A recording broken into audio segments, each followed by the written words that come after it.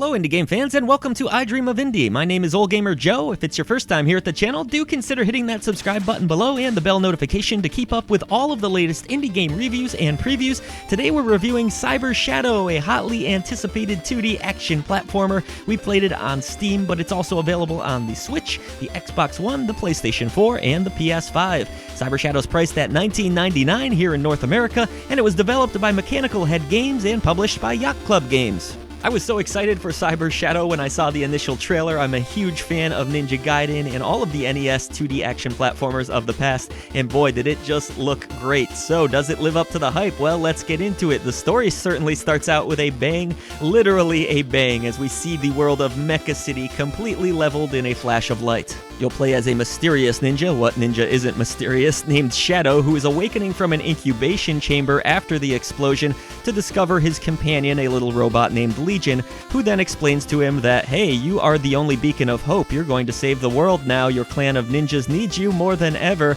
and now it's your mission to figure out just what the heck has happened and stop the evil Dr. Progen, the one responsible for this whole mess in the first place. I honestly really love this initial setup. It's so intriguing and shrouded in mystery, and I really like the way that the story's presented throughout the game as you slowly unravel things through text logs and some great NES-style cutscenes that will eventually get into the history of Shadow, the motives behind Dr. Progen. You'll learn everything, but it will take a while, so the pacing of the overall plot is a bit slow, but the gameplay sure isn't.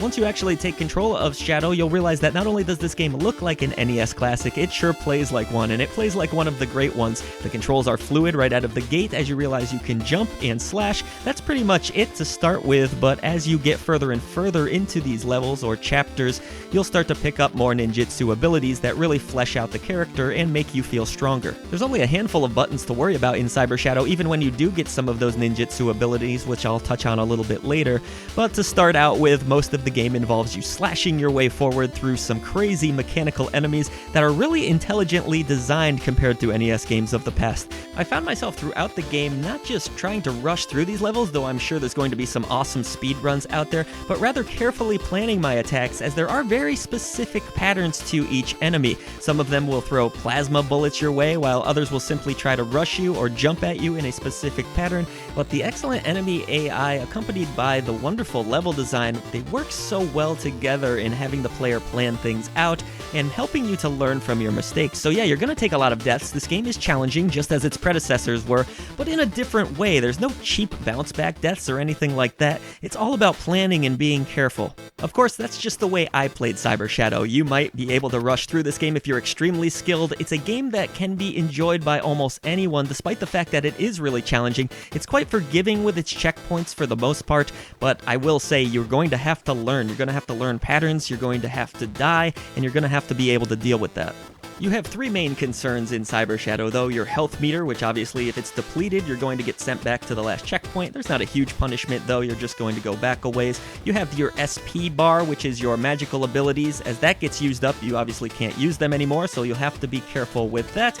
And then you have the currency that you earn by destroying objects and enemies. This currency can then be spent at these checkpoints where you can restore your health, fill up your SP meter once again, and purchase weapons. These weapons are totally awesome in Cyber Shadow. You have everything from a flame shield, which will obviously block certain attacks, or a spinning wheel attack that kind of follows you around, and as you jump about, it will take out some of the enemies that surround you. I really quite enjoyed this aspect, this element of strategy in Cyber Shadow, having to worry about not only your health and your SP, but how much currency you're carrying in order to buy weapon upgrades is really important, because if you get to an end area where you have to deal with a boss, you're going to want the best weapon upgrades, because these bosses are extremely challenging, at least in many cases they are, and you're going to have to learn specific patterns, so you'll want every advantage that you can get. Sometimes you might have to go back a few screens and grind out some loot for a while, just like you did in the old days. Now back to those ninjutsu abilities. As I mentioned, you'll start the game more or less as a naked ninja, but eventually you'll unlock such abilities as being able to double jump, wall jump,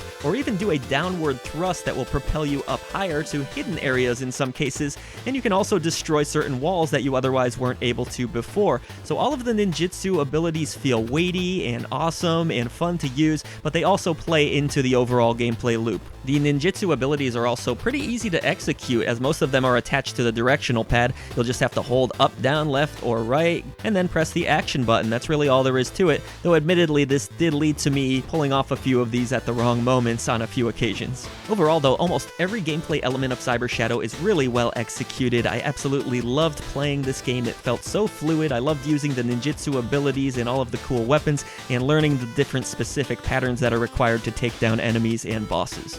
Cyber Shadow features some outstanding pixelated 8-bit art, and I completely fell in love with this world. Mekacity just looks incredible. There's a lot of mechanical environments, industrial settings, of course, but as the game progresses, you do get into more organic situations and some alien type stuff going on.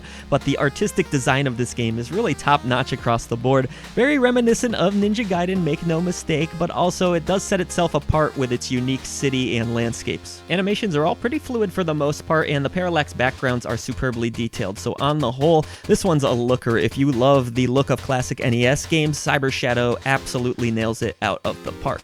And it's helped by a gritty NES-inspired chiptune soundtrack, which is also fantastic. There's some pulse-pounding, hard-hitting songs here that really do rev up the emotions. There's also more moody, atmospheric tunes that play into some of the slower sections like the cutscenes of the game. But generally speaking, slow isn't really in this game's vocabulary, if you couldn't tell. Cyber Shadow is almost always an action-packed, adrenaline-fueled experience. And the sound effects also lean into that. They're well implemented with the bleeps and bloops that sound straight out of the 8-bit era. Satisfying bassy tones of a boss exploding, for example, are all great. The game just sounds phenomenal. So someone, you have to tell me, please, out there, that this one's going to go on vinyl, or I can purchase the soundtrack in some form, because I really truly loved it. I guess the only one real negative I could have about Cyber Shadow is the lack of any accessibility options. This game is fair but tough, and I fear that maybe some people might not have the patience for that. But I suppose it does say something that I'm not the most patient person in the world, yet I never found myself too frustrated with the game, despite the fact that I did die a lot. Still, I feel like an easy mode or something along those lines would have been nice for players that are simply interested in seeing the story through. But alas, Cyber Shadow is clearly not interested in holding your hand. It would rather make players sweat it out, and to be fair, those close calls where I was on the fringe of death did lead to some of the most thrilling moments. Look, if you're a fan of 2D action platformers of the NES era, or just enjoy them in general, what are you still doing here? You just can't miss out on this experience. As I stand before you, my controller and shirt completely drenched in sweat, I tell you that Cyber Shadow is the quintessential tribute to one of the best eras of gaming ever.